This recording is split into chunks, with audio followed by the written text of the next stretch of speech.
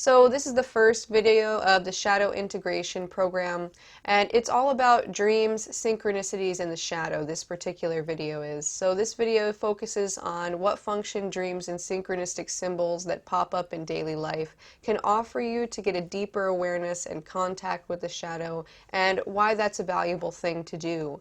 We'll also go over how to keep a dream journal and a synchronicity journal.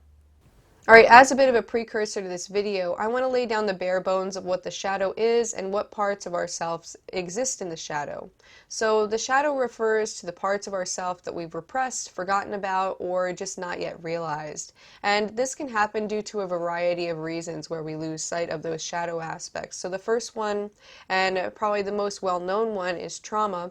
So part of the trauma response is geared toward helping us move on and survive after we experience a trauma, and to avoid being re-traumatized. So the mind and body work together to keep wounded aspects of ourselves away from our conscious awareness, and that's why a lot of aspects of our shadow might have wounds to them.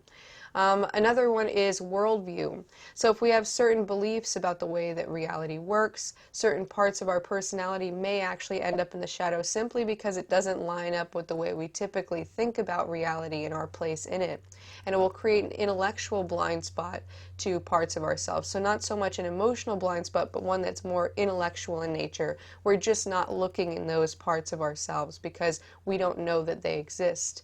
Another thing is identity decisions. So this is what the ego is. So we make decisions about who we are and who we aren't, and any aspects of ourselves that fall into the who we aren't category will fall into shadow, and we won't ascribe those meanings to ourselves.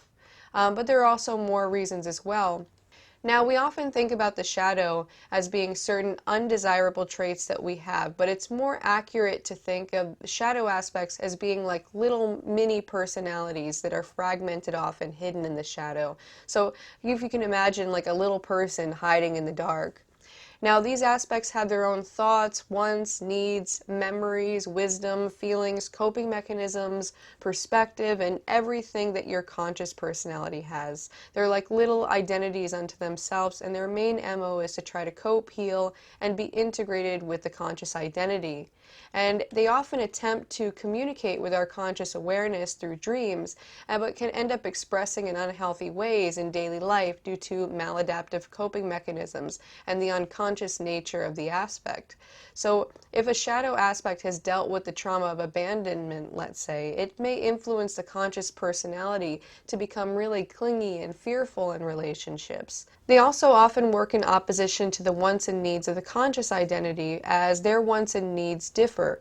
So let's say consciously you want to go on some new career path, but there is an aspect in the shadow that is fearful of that or thinks it needs or wants something different. What'll happen is you'll feel pulled in two opposite directions, and you might procrastinate, or you might try to resist, and like feel like, oh gosh, why am I not able to go toward what I want?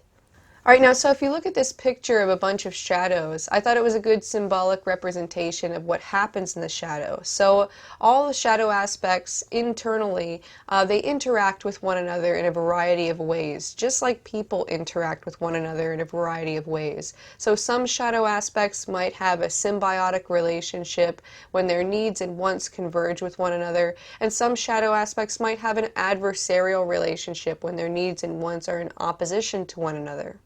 So these shadow aspects reside in the unconscious mind, which is a bit like a city where all the shadow aspects live. And the unconscious mind, and thus the shadow, can be accessed in our dreams. So dream analysis can be used to understand what our shadow aspects want us to become conscious of. It can also help us become directly aware of what our shadow aspects are.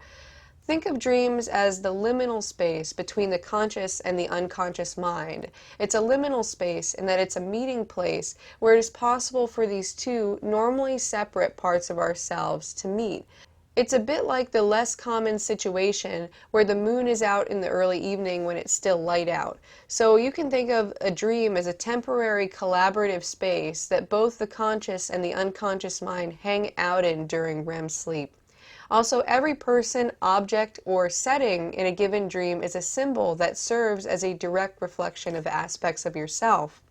These symbols are like the mask your unconscious aspects wear in order to make themselves known to your conscious mind. They're like the paint on the invisible man that otherwise wouldn't be able to be seen. This is why dreams are such powerful tools in the process of shadow integration, as dreams serve as mediums of communication for the shadow to speak directly to the conscious mind.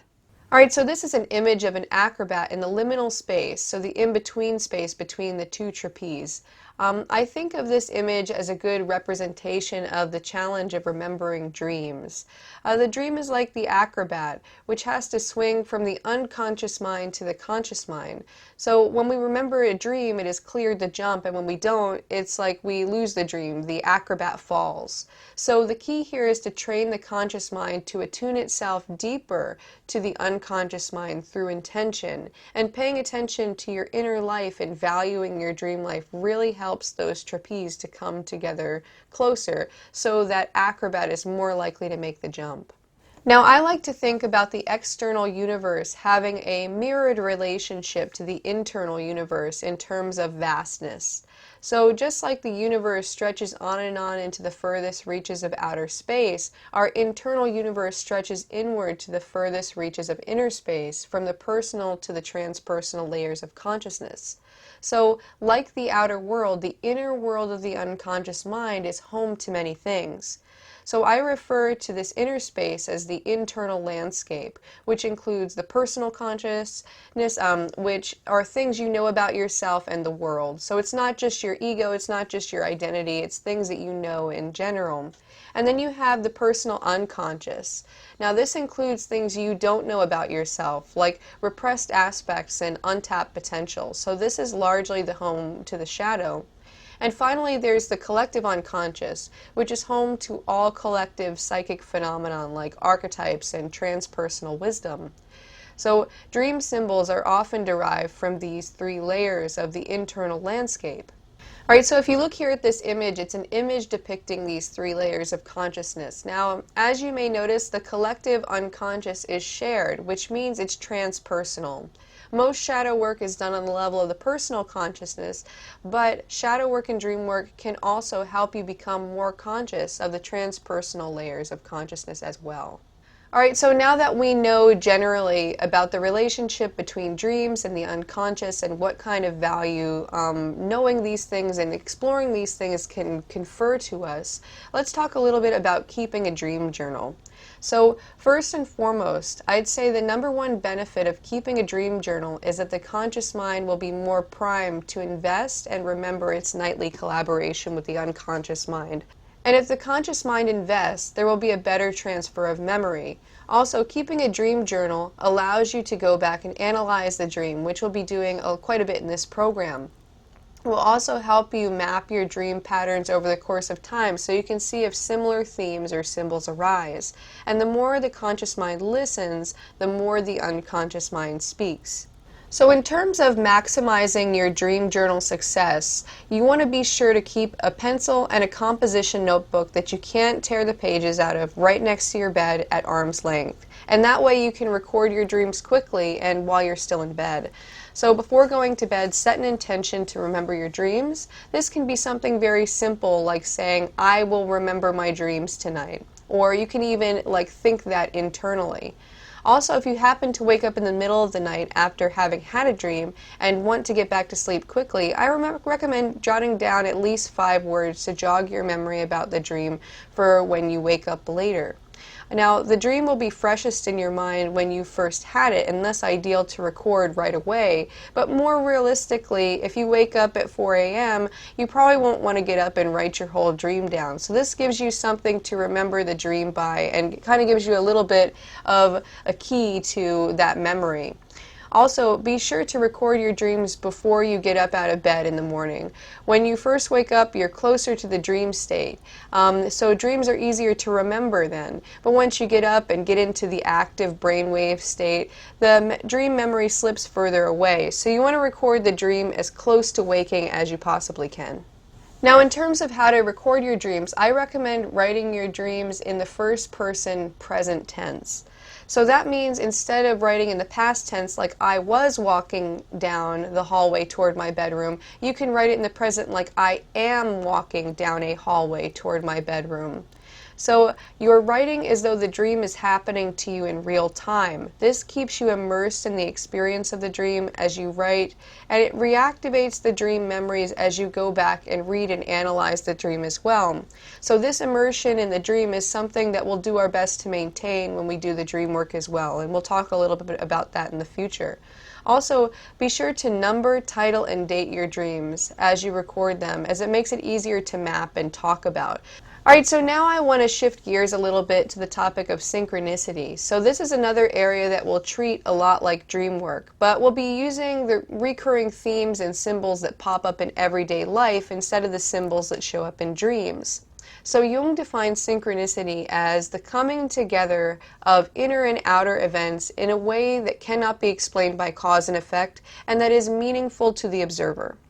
So Jung's theory goes that if koi fish, let's say, keep showing up in a bunch of different contexts all in the same week beyond mere coincidence, that would be a synchronicity. And exploring into koi fish as a symbol can be helpful.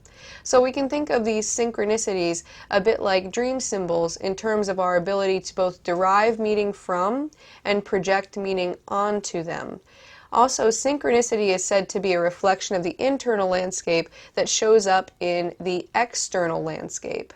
So I picked this image to show how synchronicity is meant to work. They are really like the road signs of the unconscious mind and can lead us to deeper levels of integration and wholeness in the same way that dream symbols can. So think of synchronicities and dream symbols a bit like breadcrumbs to deeper levels of self-knowledge, or little arrows pointing the way inward. And you notice on the picture how the path is carved out and the little swirling vortexes are meant to represent synchronicities along the way.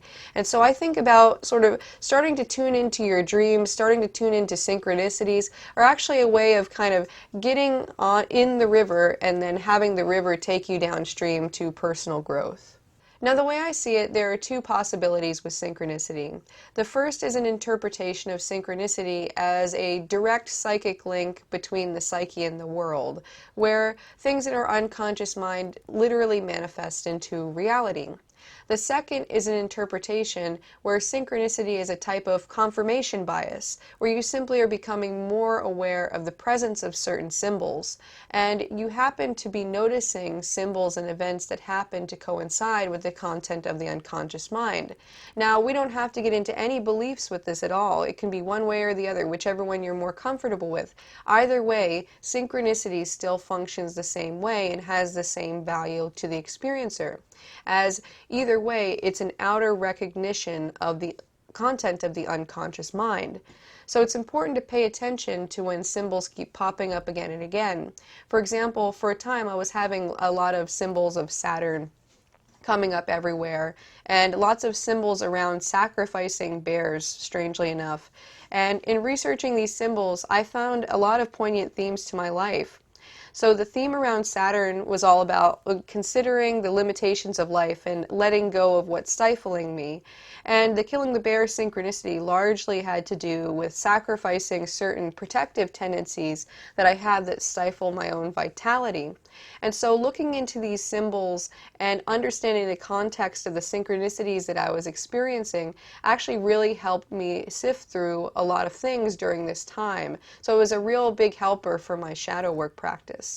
Now, synchronicity works through what I call a constellation of meaning. So think of constellations in the sky. They're just collections of stars, but people constellated certain imagery onto those patterns of stars and created stories around those constellations.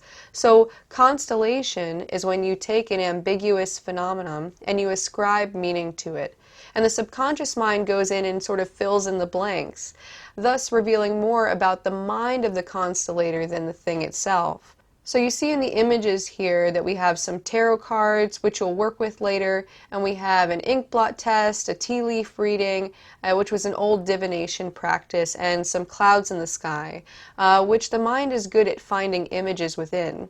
Now, the tarot cards are a little bit different than the other examples in that they're a bit less ambiguous, but they still work off of a similar principle. So ambiguous phenomenon is the perfect canvas for the unconscious mind to paint its stories upon. So to keep a synchronicity journal, you want to just make a section of your dream journal specifically for synchronistic occurrences.